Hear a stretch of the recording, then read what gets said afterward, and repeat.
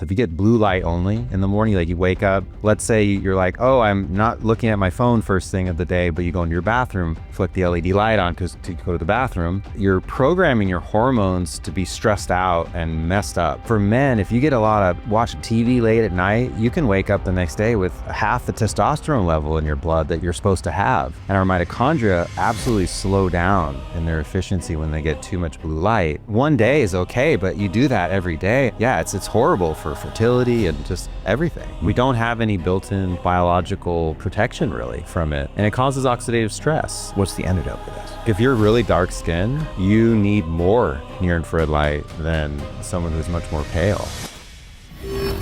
You're listening to The Human Upgrade with Dave Asprey. You already probably figured out by now that I'm kind of a fan of light therapy.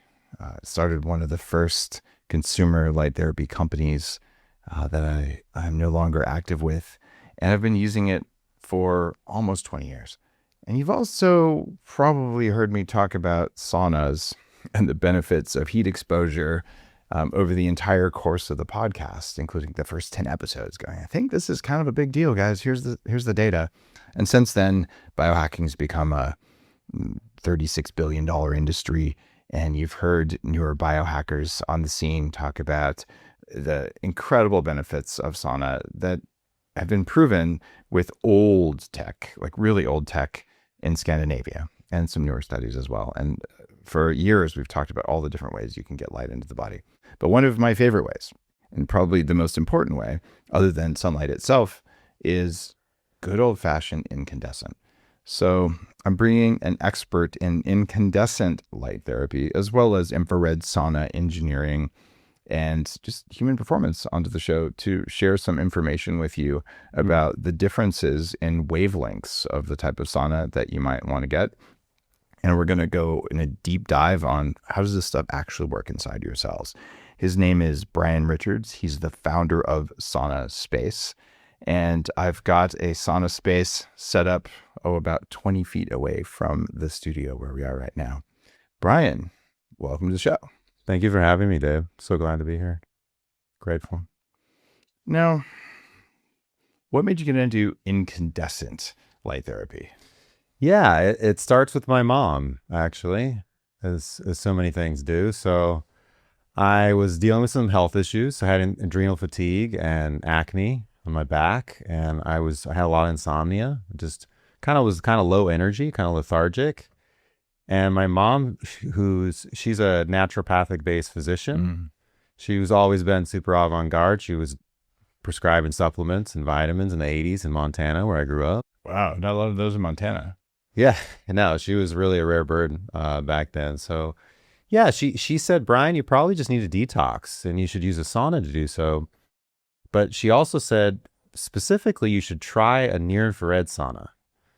And so I did my own research. I looked this up, and it's really interesting. It dates back to over 130 years ago. It's called the electric incandescent light bath. So there was this, right after light bulbs were invented, there's this guy, Dr. Kellogg, who started using it at a sanitarium in Battle Creek, Michigan. And he's a really weird guy, right? He was trying all this different stuff. This is the same Dr. Kellogg behind Kellogg's cornflakes, right? That's him and his brother. Yeah, but he said, male libido, masturbation, it's this big societal problem, right? We need to feed men bran, these boring cornflakes, food. right? And his brother added sugar to it and created Kellogg's cornflakes and God, went super commercial and corporate. But he was all about healing people and using natural approaches. So he's a really weird guy, really interesting. Anyway, he tested this on 50,000 chronically ill patients over 100 years ago, wrote this book called Light Therapeutics in 1910. I have a copy of it. Oh, it's incredido. Yeah, I'm so glad you have a copy of it. He was able to heal pretty much every type of illness he confronted, whether it's chronic illness or even like trauma wounds, like snake bites, but cardiovascular issues, people with depression and mood stuff, people with autoimmune issues. And so this idea of using incandescent light bulbs to heat the body, I was really intrigued by. And so I was like, I can build one of these. I'm going to build my own. And so I did. That's so cool. And yeah, that was the start of it. I used it right before bed and I slept really well. And I was like, whoa, there's something here. And so I continue to use But it. you use bright light therapy right before bed and slept well? Was Yeah, it like a yeah. morning thing? Well, I didn't understand anything about light therapy in the beginning for sure, but now I understand there's no blue light. So we're using red filtered incandescent bulbs. Okay. Yep. So yeah, none of the blue, none of the ultraviolet. And it was this huge relaxation to my nervous system. And also there's some interesting research into sauna improving sleep as well. I'm sure you've talked about. Sauna does improve sleep, and red light before bed is great as long as it's not too bright in your eyes. Yeah. But bright on your skin works really well. Okay. So that's what Yeah, so it worked for me. And I continued to use it, and I was just really blown away. It was not just like a clearing of my acne and some other things. It was a big shift in my cognition. Like I realized I had some brain fog, and it cleared up, and I was sharp, and I was like just focus and really mood, the qualitative mood. Like I felt more myself. I felt more positive. And that was the start of it. I was making it for friends and family, and actually really when it started is I was in rental real estate still at the time. That was kind of my main thing I was doing, fixing up houses. And I got an early call from a customer, and she's calling me crying tears of joy. And she starts telling me, Brian, I've used your sauna that you made for me for like 3 months. And when I started, I had lost my job, and I couldn't leave my house because of all these severe autoimmune issues I was having. And her whole life was all wrecked, all messed up. And she said, I have to tell you, Brian, like I got my job back. I got my life back. And it was only like a few months of using this. And I was like, for me, it was a message from God. I was like, what am I doing with these rental houses? Here's a person, I'm able to transform people's lives.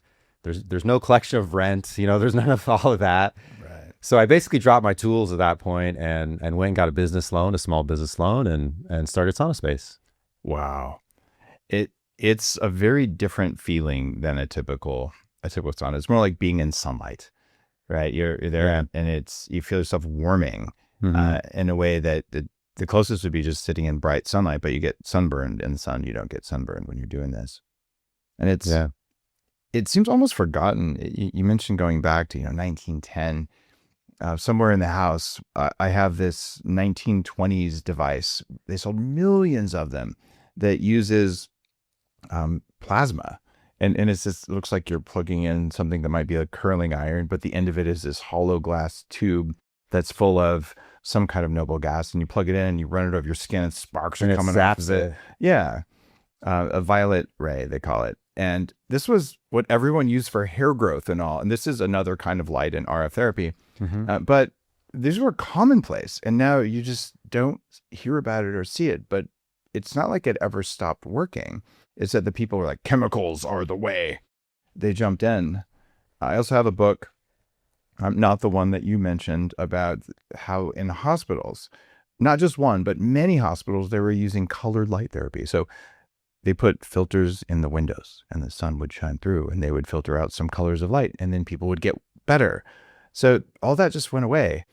How did you just come across that so randomly? Like very few people understand this stuff. When I started, there was a small number of people, it was very niche, I suppose, who were recommending using near infrared sauna because of this light therapy component, like bringing in this different feeling, this different therapy. 120 years ago, light therapy was all the rage. There was Dr. Gadiali that was doing his spectrochrome therapy, where different color filters with a light bulb behind it, shining on different organs. And there was Dr. Babbitt, Dr. Dinshaw, there was Dr. Kellogg, and they all, as you know, with the publication of the Flexner report and the rise of the AMA, these people were persecuted to the ends of the earth. Dr. Gadiali was like jailed, relegated to, his property. I forget where it was. At the end of his life, after he died, like they came in and destroyed all of his machines, like the whole thing. But there's still like this, sort of an undercurrent for a long time of people who are still very passionate about this. It's funny you mentioned the Flexner report. So the American Medical Association was funded by Rockefeller. And the goal of this thing was to get rid of things that competed with anything made out of things that Rockefeller could control, mostly petroleum-derived chemicals. And the amount of evil, Morris Fishbein was the guy who started it. And he tried to buy something called Rife technology. I've had a couple episodes of Biochargers based on that. And when he couldn't buy it, he's like, okay. Then he sent jackbooted thugs out and destroyed all the tech and all the lab records that they could, and they still survived. And these technologies that are real, that have great science behind them, that are older, and they're canceled. And since I don't really like cancellation, ever since Joe Rogan tried to cancel me, which was kind of ironic given the whole pandemic thing, I'm like, oh, I know what that's like. And so I always say if something's worth the AMA canceling it, it's probably really works well. Yeah, it's probably something we should check out. And if you're with the AMA now and that offended you, dude, look in your history books. Like, this is actually what happened. And you may not be motivated that way, but your organization is, and you should probably get a mirror. Yeah. Most doctors were naturopath doctors. And then the petrochemical doctors came in, but even like 130, 140 years ago, you had the choice. You could go to one or the other. But there's obviously, there's a concerted effort to basically wipe everything out. Chiropractics was wiped out. There used to be cancer spas all over the US. They really understood quantum healing and frequency healing. Without all the microscopes and sort of the modern analytical tech that we had, they understood a lot better in many ways than today how to respect and harness and activate the built-in healing power of the body. Yeah. And they also sometimes did weird stuff. I'm not convinced that drinking water that's been sitting in radioactive ore is probably the right healing modality. And so there's some stuff that probably needed regulation. It's just, it was economically driven regulation and maybe some safety things. Although if it was, the current crop of evildoers out there, they probably would have been like, yes, let's promote radioactive water. We can sell more drugs. So who the heck knows? But back to light therapy. So you got into this because you looked at the history of it. You're reminding me a lot of something happened when I was 18 years old. So I was already getting pretty close to 300 pounds. I bought an iguana, and he was like 8 inches long. I'm like, this would be kind of a cool pet. I didn't understand that he was going to grow to be about 4.5 feet long.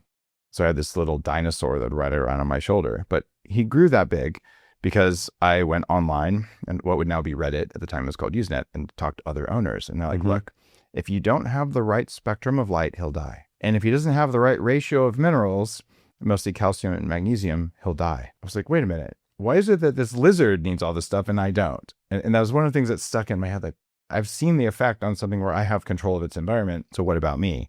It took me a little while longer to go, this ultraviolet light thing would be important. And in one of the books, I even wrote about the role of melanin on the skin and the eyes, on electricity, and humans being photosynthetic, and all the stuff that people humans are not photosynthetic.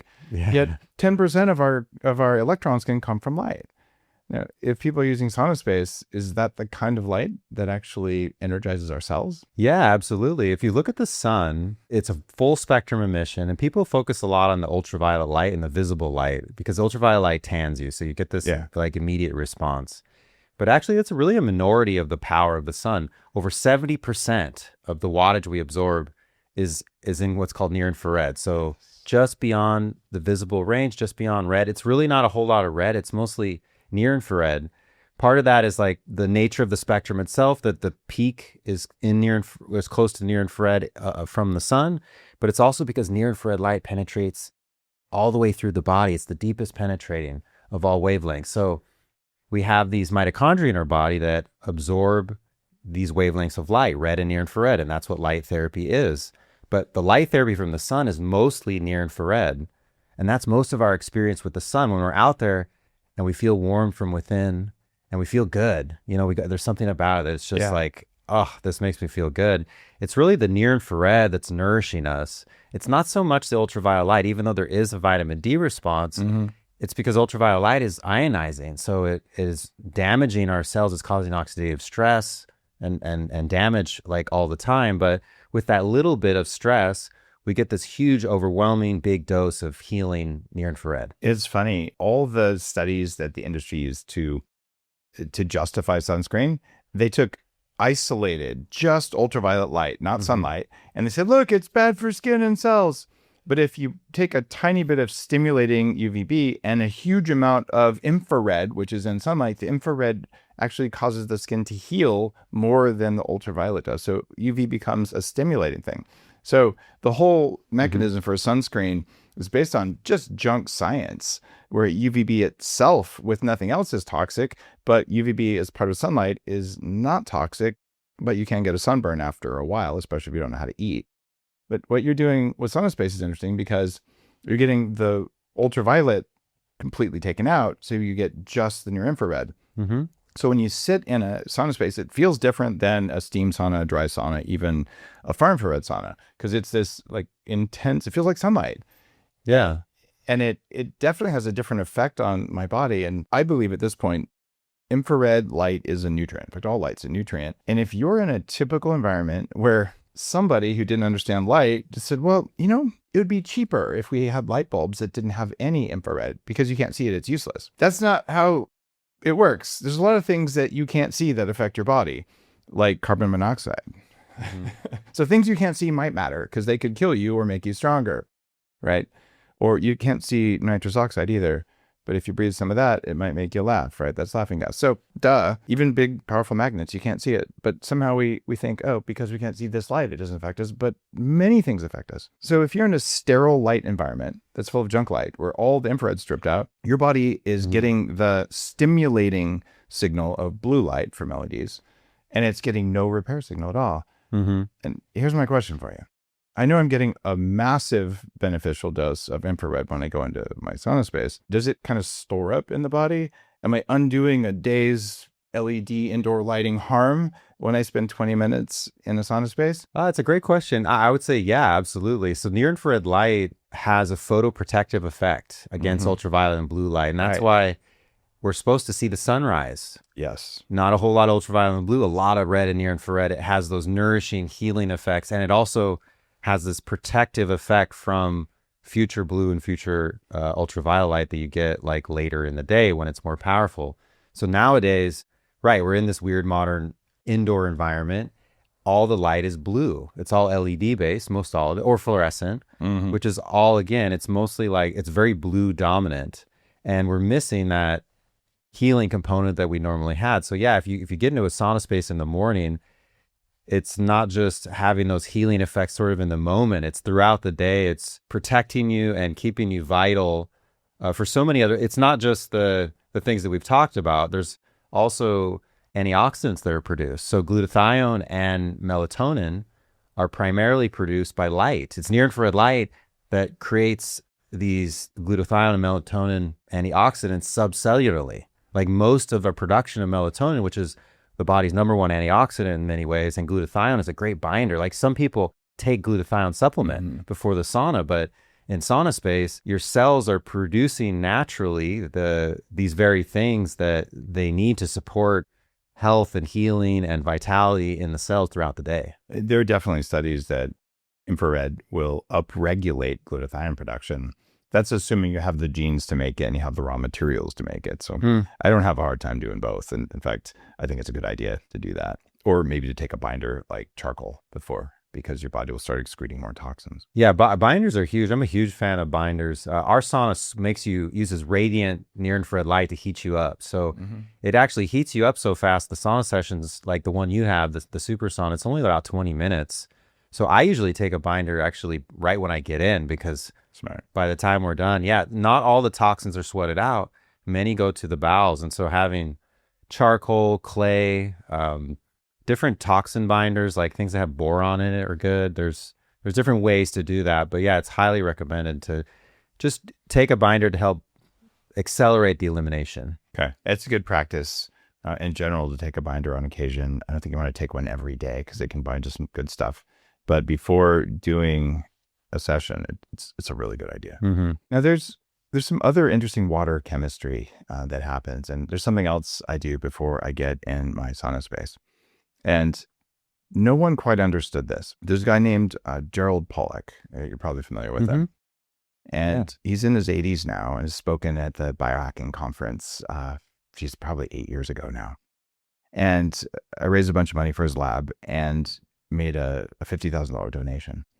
And he went out and said, well, how do we make more of this thing called exclusion zone water in our cells? This is, in fact, if you say something like structured water, in fact, we should probably beep that, then they literally won't let you talk about it. So exclusion zone water, though, is something that there's entire books he's written about it. You can see it on a microscope. Like this is an actual change in the viscosity of water. And in order to do it, in order to make it, what your body does is it takes some water that you drink and it holds it up against little droplets of fat called cell membranes. And then it charges it with infrared light. And that combination of the droplets of fat plus infrared light changes water. And it turns out the kind of fat matters. So what he discovered was if you blend grass-fed butter and MCT oil into, I don't know, say Danger coffee, although he didn't study Danger coffee. I think he was using just generic hot water. It creates the highest exclusion zone he's ever seen in his career. And that was a direct quote he told me. Mm-hmm. And he published a paper on this with photos of it. So before I get into my SaunaSpace, I will make some Danger coffee. And I use espresso because it has tiny droplets of coffee oil in it that are anti-inflammatory in and of themselves. And I add some butter and I add some MCT and I blend it up and I drink it while I'm in there. And what happens there is that now my body's able to make even more energy. And all of the water in my body that is bulk water that hasn't been transformed to be the kind of water you use to fold proteins and make ATP, all of that gets transformed. So I'm supercharging my body's ability to make use of the infrared. A lot of people think, oh, infrared, it's just heating me up, heat shock proteins. No, it's actually making the machinery of life, the Krebs cycle, it's lubricating it. Mm-hmm. Right. And is that a part of the teachings that you have about SaunaSpace or? Yeah, absolutely. And really near infrared is the most interesting because this is the only wavelength that goes, for example, through your skull into your brain. So we want that exclusion shown, that structuring of water, basically making water more bioavailable. Mm-hmm. So it can do its job better is there's two ways to do that. It's vortexing water. Right. Or it's light. And the only light that's going to go deep, not just into the brain, but the core of the body is near infrared. So yeah, it's a level up that's going on where water can just do its job. It's not just in the cells and moving nutrients around. There's like the whole myofascial system of the body and the lymphatic system of the body. This is literally like a liquid crystalline matrix within your body that is part of the energy pathways of the body and the metabolite pathways of the body. And it all works better.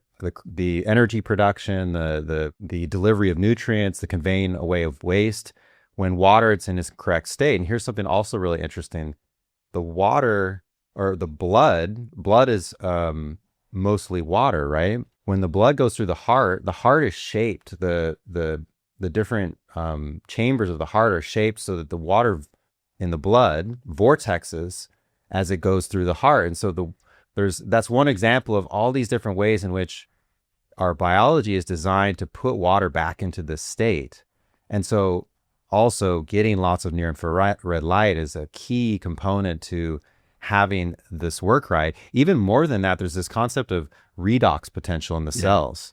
This is a huge thing. So our cells are supposed to have -4 millivolts or so of electrical potential, basically. And when that's charged up, right, negatively, cellular signaling and everything works really well. But as that drops, because we have acidic lifestyles and we're stressed out all the time, that voltage drops and things don't work well. So the light is also, the near infrared light is also coming in and repolarizing that electrical potential, which is crucial for optimal cellular function.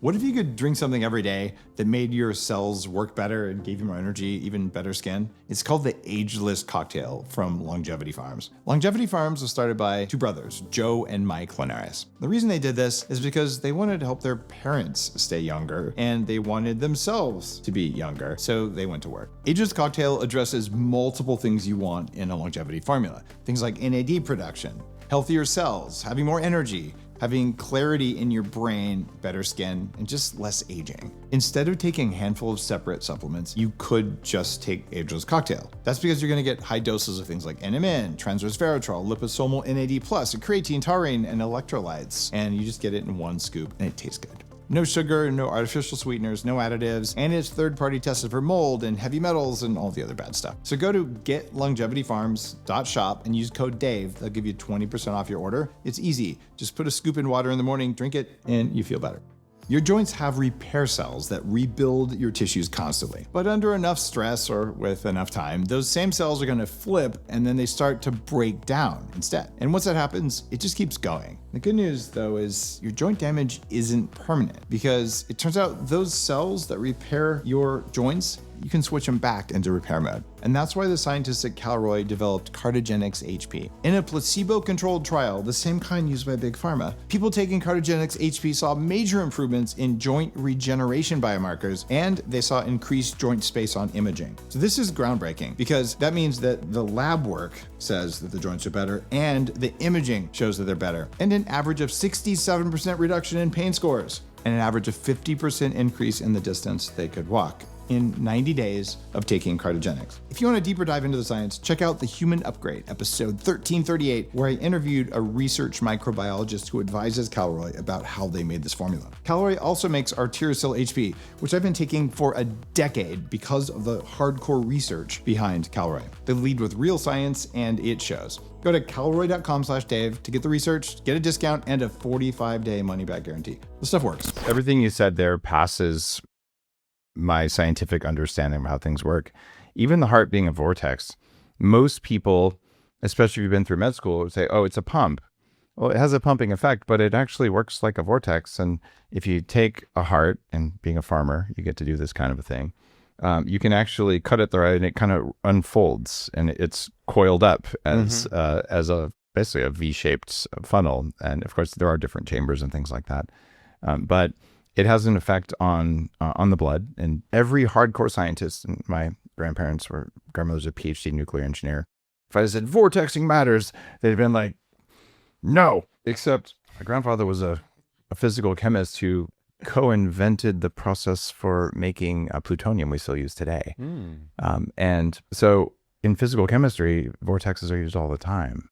I'm not sure they even know why sometimes, but it's, every time you're filtering from one into another through a filter, you are vortexing something, and sometimes it makes a difference, but I'm not sure that they always measure it. But yeah, I would even go far as to say that the heart is an electromagnetic pump. Well, everything in the body is electromagnetic. And so, yeah, like when the blood is in that exclusion stone state where the water is in this more bioavailable, like the charges are lined up state, it doesn't move mechanically through the arteries. It's moving electrostatically with almost no energy loss. This is something that they just don't talk about much. Those microcapillaries, they're physically too small for a blood vessel to go through. So something is like sucking them through. Yeah. And it's electrostatic potential and this exclusion zone water and quantum effects.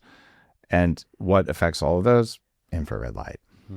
And it's one of the reasons that I almost feel like what you would have seen in 1970, let's say, where there was very few fluorescent bulbs at all. It was all incandescent or sunlight, right? People were healthy in a very different way because anytime there was light, you always got infrared, right? And it's where we are now, where people are poisoned by the typical light. Like when I was building out the 40 years of Zen Space, don't use LED lights. And some contractor puts in a bathroom fan that has a built-in LED light, and you turn that thing on and it's like someone punched you in the eyes. And if you realize people live with this, 6,000 K, zero infrared, and it's just bad. So if a lot of people live, like that's all the light they have. I know that it destroys human fertility, right? I call them birth control lights. And so I haven't taped over that fan or replaced it yet, but I will. I'll get around to it. I think it's the only LED light in the entire facility. But it's hard to do this. And is it because it's too much blue or because it's lacking infrared? Do you have a point on that? Well, it's both, really. It's the blue on its own is the blue is right next to ultraviolet light on the spectrum. So it's not quite ionizing radiation, but it does cause free radical formation in the cells. So it's causing oxidative stress and it's damaging us. And our mitochondria absolutely slow down in their efficiency when they get too much blue light. Because in nature, we would always get incandescent light, where we get a little bit of blue and a ton of near infrared. When we're indoors now, we're just completely blasted by this blue light all day long. And yet, as humans are wont to do, we get used to our environment, we get numb to it, and we're also over mentalizing our health, and we're thinking about things so much. But if we get into our body and kind of shut our mind down, however we can do that, and then go and turn on that blue LED light, you'll feel a visceral like response, like, oh, this is not good for me. This is damaging.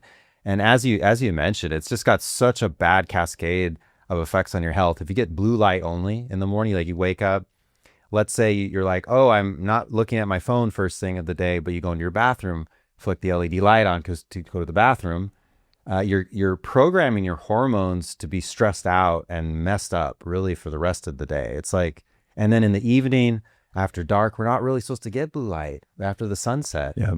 And when we get it, for men, if you get a lot of watching TV late at night, you can wake up the next day with half the testosterone level in your blood that you're supposed to have. And one day is okay, but you do that every day. And yeah, it's horrible for fertility and just everything. So here's the strategy. Listeners know I'm all about blocking blue light. I make the True Dark glasses, the first circadian biology company, and the only one with a study published in a medical journal about what we're doing to brainwaves. Like it's a real thing. But what I haven't really talked about very much is what's the antidote for this. So I look at the net amount of blue light, which I'm going to call a cellular stressor that you get during the day. And you want to get some of it during the day, because otherwise you don't make any dopamine and it's bad. So blue light blockers are kind of a dumb idea because you'll never wake up in the morning. But it would be better if you went outside and got blue light and infrared light and the whole thing in the morning. Mm-hmm. But then if you're going to be under crappy lighting, you got to block the negative part of the blue, the most stressful part, and allow some through. So I think listeners understand that. But even if you do that, you're in an office building all day long. The windows are blocking out infrared and they're blocking out UVB and letting in UVA, which is really stressful on your skin with no healing signals whatsoever, because there's no red, there's no infrared. So ideally, we wouldn't do that. But let's face it, you probably have a job, right? And so that's how it's going to be. Or even when you drive in your car, right? What are you going to do? I guess you could tint the windows, but then you're still getting a bunch of light through. You're just filtering more out. Mm-hmm. So you would want to look at your daily consumption of infrared light the same way you look at how much vitamin D or vitamin C or how much protein you're getting. Mm-hmm. And I will tell you, if you're listening to this right now, the odds are exceptionally high that you are incredibly deficient in infrared, just because it's not in your environment. And we've always had it as much as we've had oxygen. So even if you don't get to do it when you'd like to mix perfectly with red light, there's a really good argument for loading up on infrared at the beginning of the day and loading up on infrared at the end of the day. And here's my argument for that. Okay. What did people do anytime it wasn't super warm in the evening? This weird thing called a fireplace, mm-hmm. right? And why in winter do people cluster around the fireplace? Oh, because it's cold. Well, yeah. Also because the infrared light is giving them something they can't get from the sunlight. Mm-hmm. And as a former Canadian, I'm still Canadian actually, and American, but I lived in Canada for 13 years. And one of the reasons I moved to Austin was the winter is so bad for your biology, right? And I mm-hmm. didn't have a fireplace. I guess I could have, just because of indoor air pollution and all. And so like it's warm indoors, but it's a sickly warm. Mm-hmm. Like, oh, there's warm air blowing on me, but it doesn't do the right thing. And you come to somewhere sunny and it's like, and this is why Canadians flee as soon as they can. Like, they move to Palm Springs, they go on vacation in winter, because it's not just depression from ultraviolet A, it's just lack of infrared. So mm-hmm. this is a new idea, but if you were to sort of say, I have to get a daily dose of infrared one way or the other, which means you've got to get probably 2 20-minute sessions of sunlight or 20 minutes in a SaunaSpace. And the further north you are, the more important it is. So it's not about vitamin D. It's not about a tan. It's not about ultraviolet. It's just about infrared, and just make it like a nutrient. You ever think of it like that? Yeah, absolutely. I'm so glad you brought that up. Like that is, that's that kind of big misunderstanding with sunlight. Sunlight is amazing, and most of sunlight is near infrared. So if we're missing sunlight in the winter, and we're feeling seasonal defective disorder, we're feeling like just energetically down, not in a good mood. It's not so much the ultraviolet light we're missing, maybe, but it's much more obviously the near infrared light that we're totally missing. So that's why I call my bulb that I've developed the FireLight bulb, because mm-hmm. we're we're mimicking the sun's spectrum of red and near infrared, and there is some mid infrared and far infrared as well, just like the sun. So it's broad spectrum, but we're really emphasizing near infrared because, like you said, that's what we're missing during the day. So when you're in the winter, you're not feeling good. Allopathic medicine for SADS recommends blue LED light at a very high lux. That'll just fuck up your eyes. And it's like crack for your body. You're like, whoa, okay, I'm feeling something, but your nervous system is really crying out for more and more near infrared. That's what's cool about our products too. It's not just our sauna. We have our therapy lamps like our Glow, where you can have a lot of near infrared light throughout the day. Well, like for example, when you're working at your computer, you can have this right next to you, and the blue blocker glasses are helpful to minimize the blue light from your screen. But what is the antidote? What is the thing that can refuel and regenerate and replenish you? And the near infrared can. So a lot of people basically have our lights with them whenever they're indoors. They're bringing that near infrared spectrum that we'd normally get from the sun indoors. And there's also something really cool about our lights. They cancel out the measurable blue light and flickering light from the screens. And so there's you can measure it with a meter, a spectrometer or a flicker meter. You can see that when you bring the firelight into the area, even if you have the LEDs on and around you, your body is not receiving them or much less, if at all. And so it's really a game changer for screen fatigue and just being indoors. Especially, I grew up in Montana, so I totally feel you. Not quite as cold as Canada, but it was 7-month winters growing up, and there's a lot of blue skies and it's beautiful out. But when are you getting near infrared light on your bare belly, in your internal organs? And it's just not enough. And so those northern climes, if there's a tool where you can get near infrared light, indoors in your home, it is absolutely a core aspect of staying healthy. If I worked in an office still like I did in Silicon Valley, with 100% certainty, I would have one of your FireLight bulbs there. And just like you said, the infrared is helping to undo the damage from your monitor and turn the brightness down. And the overhead LEDs, they get worse every year. It's the worst mounting location, the worst flickering. And the funny thing is, the more you meditate, the more you can see flickering. And there are actually studies of this, that people who have more awareness of the environment around them actually can pick up the flicker. But if you're just kind of stunned and you're not paying that much attention, you're like, oh, it's light there, but I can see the flicker right away. And it's not good for you. If you're tuned into your body, oh, this isn't good, but you really can't control that. What are you gonna put cardboard above you? Yes, I've done that in offices before, just to block the damn things. But if you have a bright infrared light source, with some red in it as well, you imagine if on, off. So you're basically at a club with a strobe light. Yeah. And you don't see it, but your cells see it. And it's kind of cool to be around a strobe light for a while. But if the concert had the strobe light on all the time, you'd probably want to punch the DJ, right? That's why they do it for a little while and then off, a little while off. So if there was a strobe light, but there was also a light on behind it, you really wouldn't get much effect from the strobe, because it's constantly light, with sometimes a little brighter, sometimes a little bit less brighter, much less biologically disruptive. So that's something everyone can do. You put one of these next to your monitor, and then suddenly you're taking less of a hit, right? So 100% you should be doing this. And if people at work are saying, what are you doing? You can just say, I'm keeping my brain warm. Yeah, absolutely. And it's beyond just these obvious nourishing effects of near infrared. It's people like to call our nervous system that. I think it's maybe not the best term for it. Probably a better term, and I think a less anxious, stressful term, would be just our electrical system. Ooh. So we have, our bodies are electromagnetic fundamentally. We're very much light beings. We have biophotons released from our cells. We have auras. Everything is controlled by electricity and voltage in the body. And so when you have near infrared light with you during the day, it's very calming to your nervous system. And when you get your nervous system out of fight or flight, you have the capability, the ability to be embodied. You can, you're not just in your left brain trying to survive. You can really activate your more infinite side of your brain and your nervous system. And like you said, like really feel what is going on in my body and what's going on in the world around me and how is it affecting me.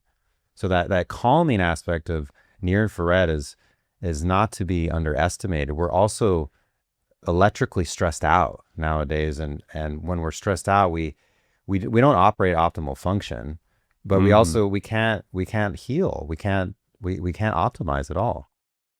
It's one of the core tenets. In fact, it's in the definition of biohacking.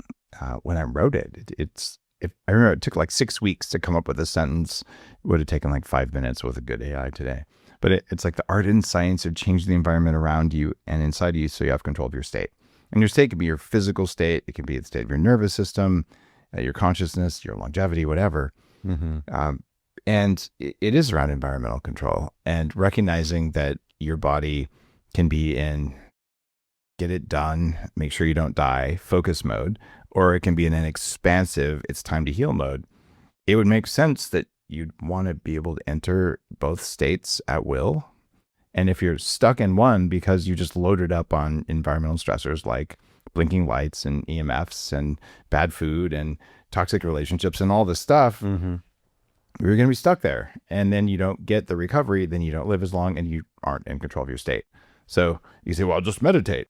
Yeah, try meditating when your mitochondria are broken and you're under a strobe light. It's not going to work. Yeah, we strive for harmony in our external and internal environment. Yeah. It's both those things. So light is like it's perhaps the number one nutrient that we have. It's the thing that most affects our environment and most activates all this stuff that we have inside, all this divinely designed engineering that keeps us optimal. It keeps us healthy.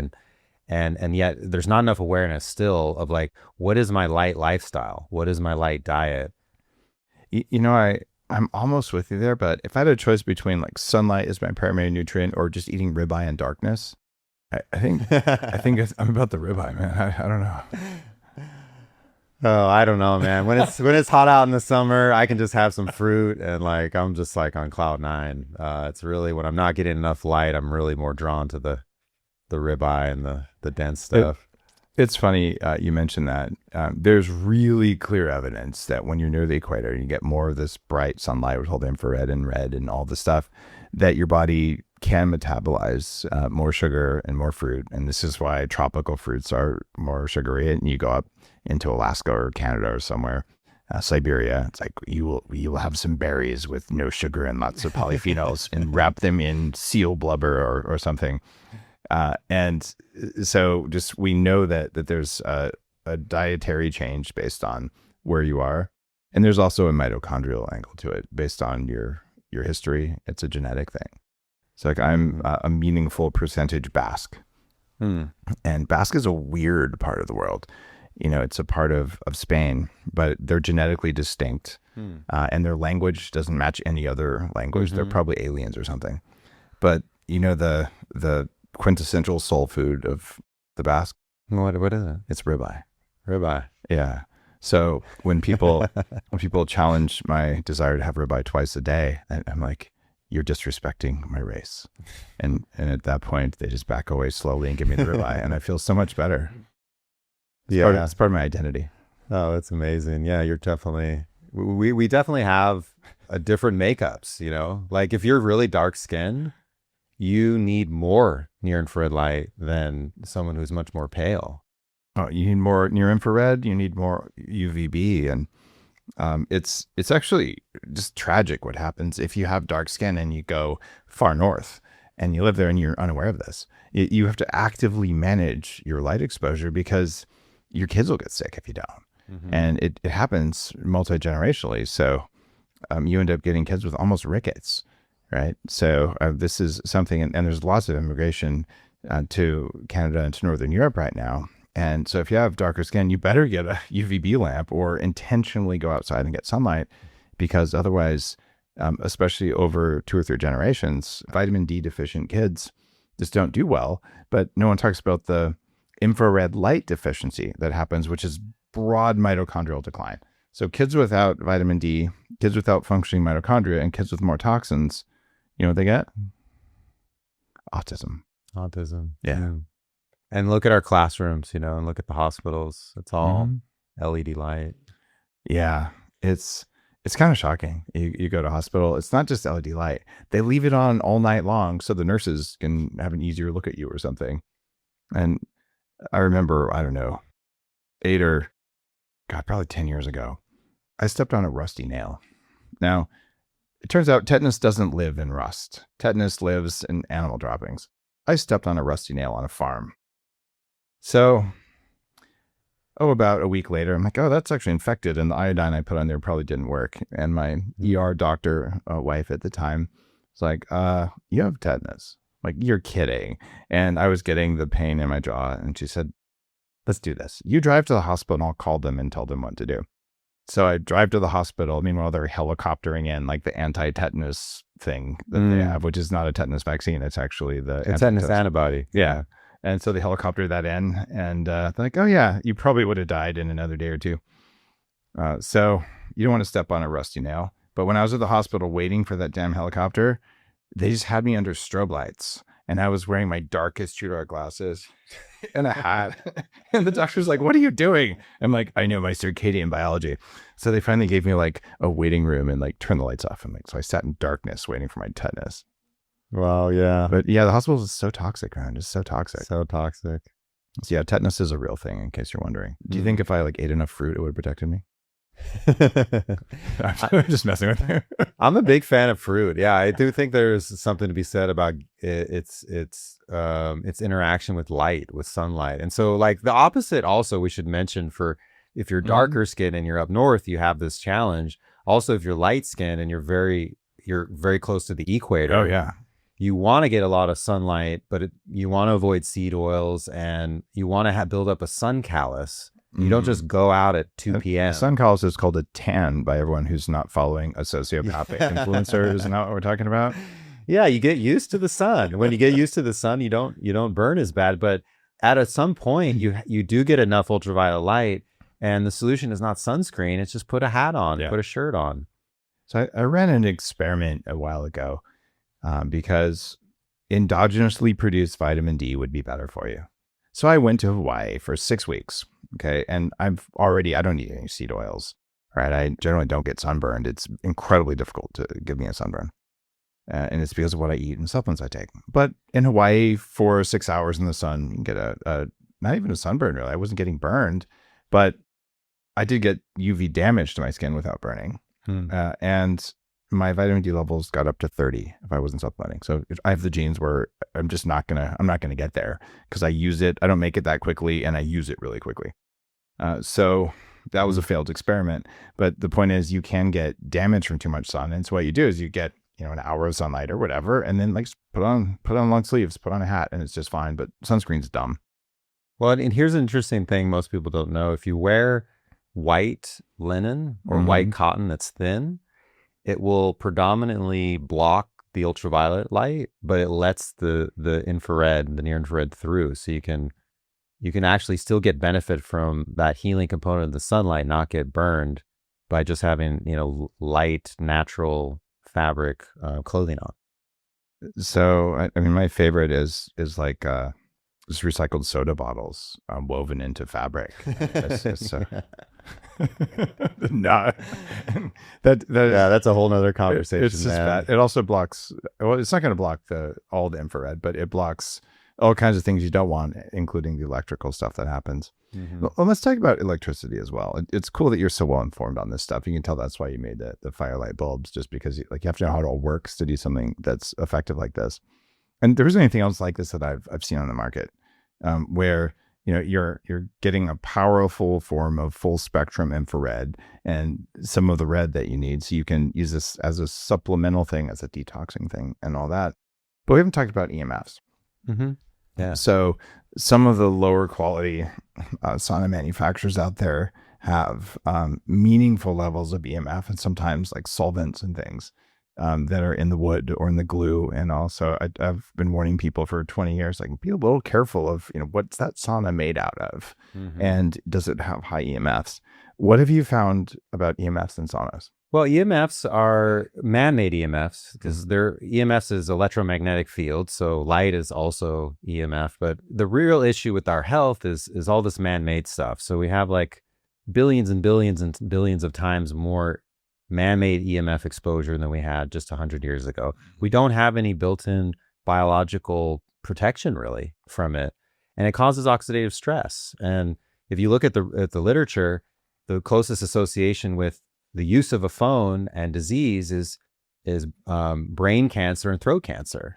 And it's all right here. And people who are, men who are wearing their phone in their left pocket. Yeah, I like to put it right on my balls. Yeah, well, boy, I mean, that's going to lead to lesions on your prostate eventually. It's this real, like, dangerous thing that's out there. And any electrical device has the potential to leak voltage out of it. So, SaunaSpace has taken the approach of using electromagnetic shielding, basically metal and other electric field and magnetic field shielding materials to make sure that there's no electric or magnetic field coming out of the lamps. And so even the light bulb itself it's a big light bulb, it's 250 watts. It will emit an electric field like 3 or 4 feet out into the air in front of it, except that we've created this Faraday guard that is part of the EMF shielding system. So you get all the benefit from the product and you don't have this like toxic sidecar of man-made EMF. No. So inside the bulb itself, there's a Faraday cage? Yeah, outside of the bulb, the lamp guard, the stainless steel lamp guard itself. So yeah, anywhere where the electricity runs, there's voltage running and electric fields, like these are small electric fields. They can jump out into the air because it just takes the tiniest bit of moisture for the electric field to like be able to go somewhere. And the electric fields are always trying to go to ground, go to lower electrical potential. So they love going through human bodies. And in all of our residential homes, most residential homes anyways, we're using unshielded wiring. It's called Romex. Yep. So it can, you can have carcinogenic associations at like 50 microamps of current. So it doesn't take a lot of this to like really wear us out and stress us out. And so I was like, in the beginning, I didn't know about any of this, but I actually met a guy named Brian Hoyer, who's an EMF mitigation consultant expert. And we have a great relationship. And he introduced me to this concept. And I was like, whoa, I need to develop some solution here for the product. So that started me on this journey that led to shielding the electrical panels. So SaunaSpace is not bringing any EMF issues to the party. And then I eventually was like, well, what can we do about the homes and EMF? Like, can we keep it out of the SaunaSpace session? So I developed the grounding mat. The bamboo mat is a grounding mat. It's electrically connected to the ground. I do. It's the one in my... Yeah, the one in your sauna. Yeah. Okay, that's cool. My bed is also earthed the same way, and my desk is. And when people go into, even in Upgrade Labs, or if you went into the first all grass-fed, no seed oil restaurant in LA, the Upgrade Cafe, formerly Bulletproof Cafe, the tables where you ate were all electrically grounded for this exact reason. Yeah, people didn't know why they felt so good, but yeah, it's the thing where we're electromagnetic beings, and all of this voltage, it messes with that redox potential. It basically turns our bodies into positive voltage. That's why when you stand on a grounding mat, or you have a grounding sheet underneath your sheet in your bed, it's helping your body go back to a negative voltage. It's infusing you with electrons. And so that also, though, in addition to having that earthing effect, it protects you from the electric fields in the house, because they're wanting to go to ground. So they go into the mat and they go away, and they stay away from your body. So that was kind of the start of protecting the SaunaSpace environment. And then we eventually came out with our silver lining, which you also have. So quick shout out to Clint Ober, the guy who invented earthing, who came on the show. He's around 80. As the guy first noticed there's an effect on that, and I'd been following him for years, and then we finally connected and got to interview. So there's these things that really prove we're electrical beings. We're also light beings and quantum beings and chemical beings all at the same time, and probably some vibrational beings. All of those are communication mechanisms we have. So it's cool that you've built this in. And I'm curious, the silver shield, is this Faraday cage sort of a thing? Or how does that work? Yeah, it's been through a few generations now. Now it's 35% silver organic cotton material. So, and it's also connected to the mat's ground. So the whole thing is a grounded Faraday cage. Wow. So So for people listening, a Faraday cage is essentially a metal box that's grounded to the earth. And when you're in a Faraday cage, it means that no electrical interference can get to you. Magnets still can, but the electrical stuff can't. My office used to be an entire Faraday cage, which was super cool. You go in there and turn off all the electronics and just sit and meditate, and it feels different. Like there's something happening in there. I didn't realize because I'm not the one who put together my my SaunaSpace that it had a full Faraday cage in it. That's actually kind of badass. yeah, it's a real zen den because you wouldn't want to meditate in a polluted environment. By the same reasoning, when you get in the sauna space with the silver lining, it's just this it's very quiet to the senses, and your body's like, whoa, I can go into my healing state. I don't have this invisible electrosmog stress on my body. So for some people, it's like their first time actually, because when you live in the city, there's nowhere you can go where you don't have cell phone signal, which means that signal is constantly stressing you out on your body. So yeah, going in there, it's a beautiful layer in. It's not just like making the benefits better or accelerating the benefits. It's also just so quiet to the mind. Yeah, I noticed when I was using my SaunaSpace that I couldn't really get a Wi-Fi signal in there. So I brought a little Wi-Fi router in with me with the Ethernet cable. Was that the right thing to do? No, bro. That'd be the dumbest thing ever. If you want to bring some like healing soundtracks, some healing frequencies or something in there. Yeah, you want to turn your phone on airplane mode, but also make sure your Bluetooth and Wi-Fi are actually totally off. How are you going to get it into your speaker then? Well, you can either play from your phone or you have your speaker right outside the sauna. Yeah, that's probably the easy thing to do. That's the best thing to do. Just kind of, honestly, I think like energetically, like just keeping the phone away from you, since it's such a source of stress for people, is ideal. But yeah, it's cool to listen to something while you're in there. You just keep it outside. All right. That makes so much sense. So you're getting an earthing session. You're getting all of the benefits of infrared and red and all of that. And you're getting the benefits of heat shock protein and detoxing. And it's kind of an effective use of 20 minutes of time, right? Now, do you do it once or twice a day? Well, the longevity research, is all about like a good 3 times a week. I personally use it almost every day, probably 4 or 5 days a week. I always use it in the morning because I love how it sets me up for success. It just has this huge calibrating effect, right? For the whole rest of the day, your mental function and your groundedness, your presence, for me, is super amplified using it in the morning. But when I started, I was using it right before bed to help me with my sleep. So it's kind of like where you're at, whenever you can fit it into your day is amazing. But that's also what's cool about the SaunaSpace approach. The radiant light means you don't have to preheat it. You just get inside, flick the lights on, and 20 minutes later, you're done. So I feel like most people can fit that 20 minutes in. Well, and also you can do something else. You could read if you want to. You could listen to this interview. There's all sorts of stuff. So one of the reasons I like sauna is it doesn't mean you have to stop and do only that. But if you're lifting things or something like that, you're probably just lifting, right? So there are some biohacks that take your full attention, and others where, okay, you can meditate, right? So if you had meditate on your to-do list and you had do SaunaSpace on your to-do list, well, you only took 20 minutes, not 40 minutes if you want to do some of each. So I like stacking what I do, because otherwise, like the thing no one talks about in the world of longevity that I learned probably by the time I was 35 is that I could easily spend all day trying to live longer, right? And if you do that, if 8 hours a day is what it costs you to live longer, you're only awake for 16 hours a day. So you got to live 50% longer just to get back the time you spend doing things you didn't want to do. So yeah, it's like, how do you do it in a way that doesn't disrupt the joy of being human? And I see some people are just terribly afraid of death, and like they'll do anything. Like it's kind of a fear-based thing versus like, I'd like to have more life and more energy and more fun. How do I make it all happen with elegance and efficiency? And I think that this near infrared approach you got with SaunaSpace is a way to do that. Yeah, absolutely. It's also about being, Dave. It's we're in biohacking, there's a big focus on doing, and there's a power in doing things and taking control of your life, right? This is all very empowering and amazing, but humans are called beings for a reason, where our default state is just to be.